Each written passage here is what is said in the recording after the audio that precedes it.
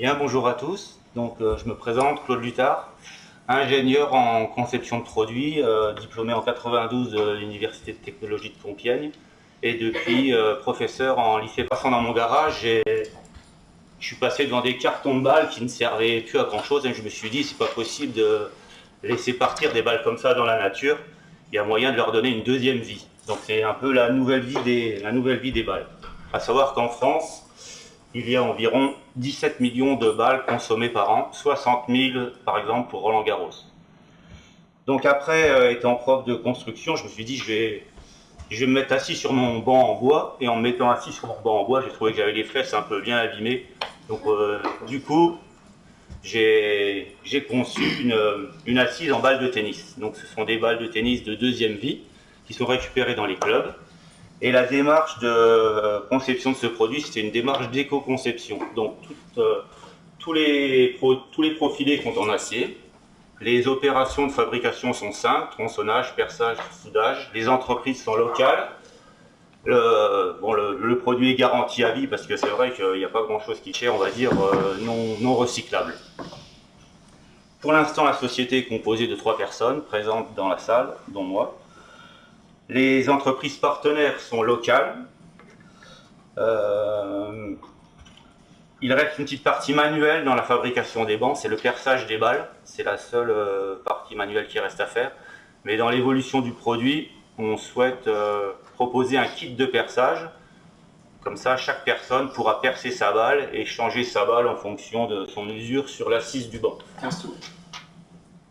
Reste 15 sous. Okay. Donc l'évolution du produit, c'est un kit de perçage. Et il y a d'autres produits en cours de fabrication, une chaise et une chaise d'arbitre. Voilà. 3, 2, 1. Eh ben merci.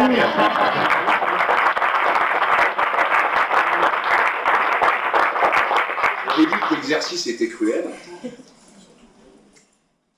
Ça va être au jury pour... alors, bien évidemment, le public n'a pas posé de questions. Néanmoins, si le jury vient à peiner un peu, ce qui arrive de temps en temps, auquel cas je pourrais laisser au public une question, pas deux, mais au moins une.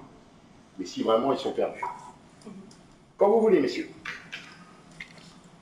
Sur le brevet, d'abord, qu'est-ce qui est breveté exactement? C'est dessin et modèle. Ah oui, ok. Dessin et modèle.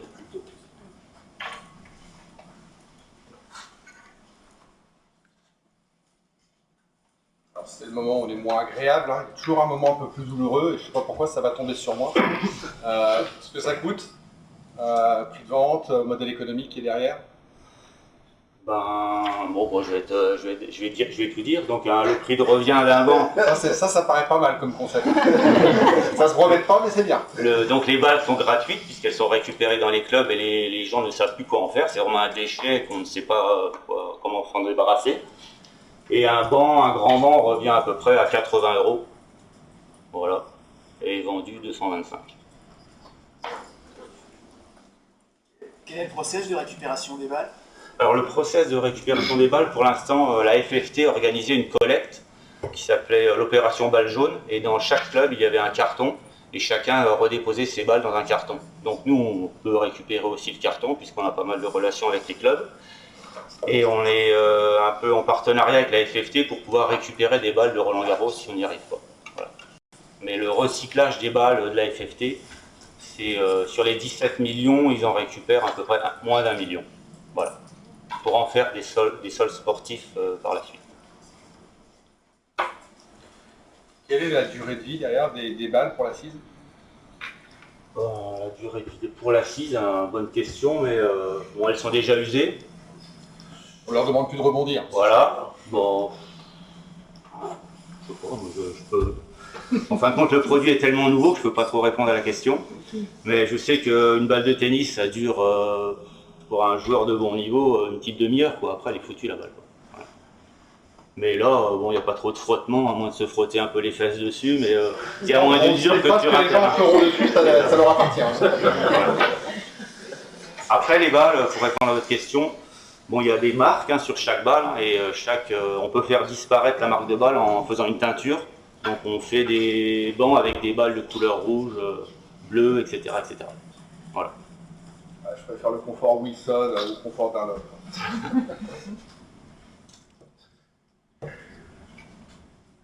le canal de distribution, comment vous allez vendre ça?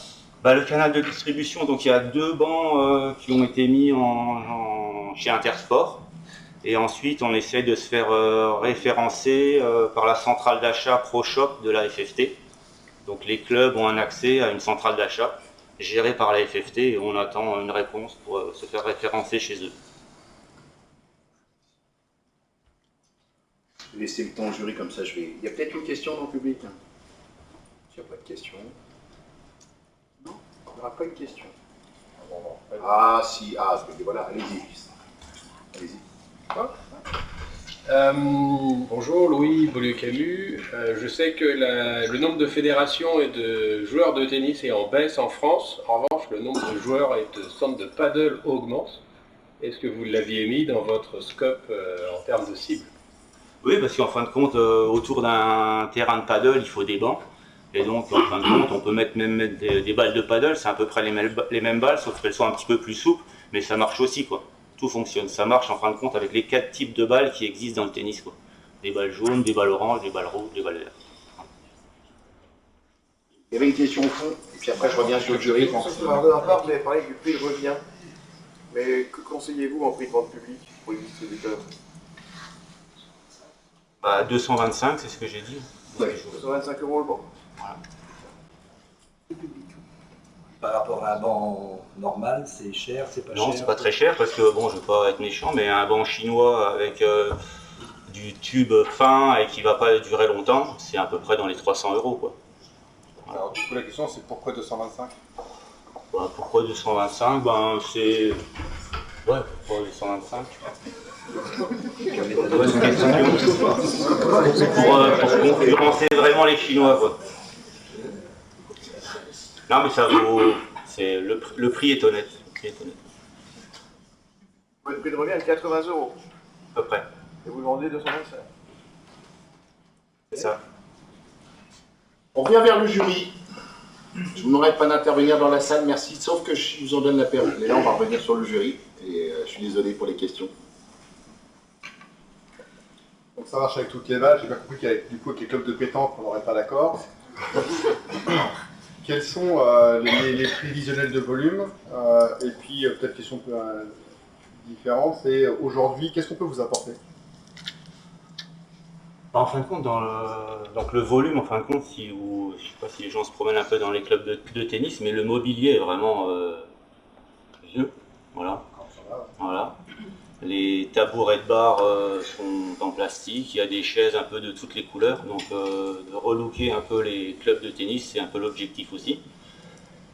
Et en termes de volume, ben, en fin de compte, par cours de tennis, il faut 2 bancs.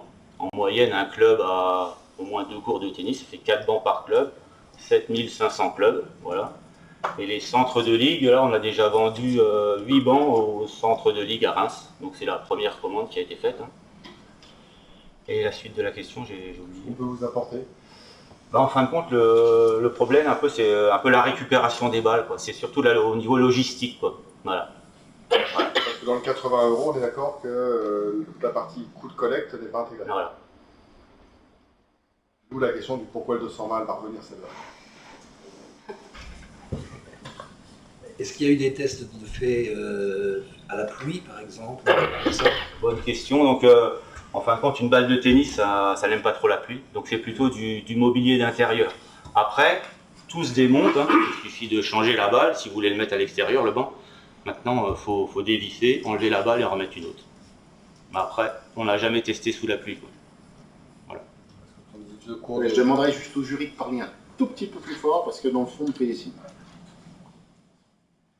Si je fais le calcul rapide, 4 bancs, etc., on est d'accord que ça fait un potentiel à 6 millions d'euros. Ouais, c'est possible. Le compte est bon. Consomme. Vos futurs concurrents, c'est qui? Parce que vous allez être imité, là. Les futurs concurrents, faudra qu'ils s'alignent au niveau du prix. Après, la fabrication, en fin de compte, le produit il est vraiment éco-conçu, quoi. J'ai mis de la matière là juste où il en fallait. J'ai enlevé la soudure là où il n'en fallait pas. J'ai laissé vraiment le strict minimum de matière et essayé de donner un look un peu sympa au produit sans trop en rajouter. Voilà.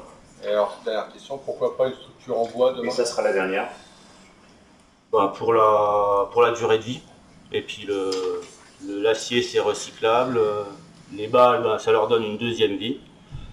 Et la seule partie plastique qui reste dans le banc, c'est juste les bouchons sous les pieds pour pas abîmer le revêtement des cours de tennis. Eh ben, on va vous applaudir très très fort.